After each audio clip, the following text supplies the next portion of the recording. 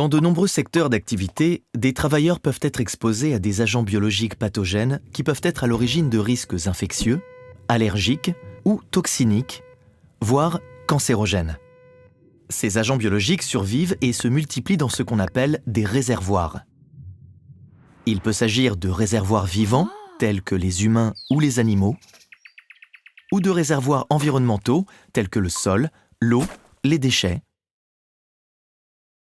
À partir du réservoir, les agents biologiques pathogènes peuvent se transmettre à une personne que l'on appelle l'hôte, selon des voies de transmission propres à chaque agent biologique. C'est ce qu'on appelle la chaîne de transmission.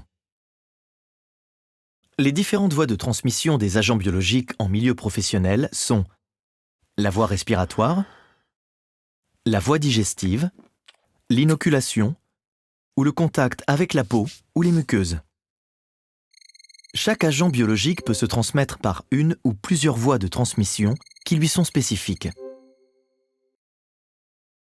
En milieu professionnel, les travailleurs peuvent être exposés à un réservoir, par exemple, en inhalant des poussières ou des gouttelettes contaminées et émises par un procédé, une personne, un animal, en portant à la bouche des mains ou des objets contaminés, en se blessant avec un objet contaminé ou en se faisant piquer par un vecteur de maladie comme un insecte ou une tique,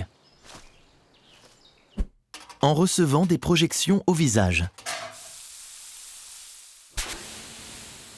Si l'exposition du travailleur à des agents biologiques correspond à une voie de transmission d'un agent biologique pathogène, alors il y a un risque biologique. Au contraire, si l'exposition du travailleur ne correspond pas à une voie de transmission d'un agent biologique pathogène, alors il n'y a pas de risque biologique. Enfin, certains facteurs individuels de l'hôte, tels que son état immunitaire, une grossesse ou des antécédents d'allergie, peuvent jouer un rôle dans le risque de développer une maladie. L'analyse de la chaîne de transmission permet d'évaluer les risques biologiques. La prévention des risques biologiques consistera à rompre cette chaîne de transmission.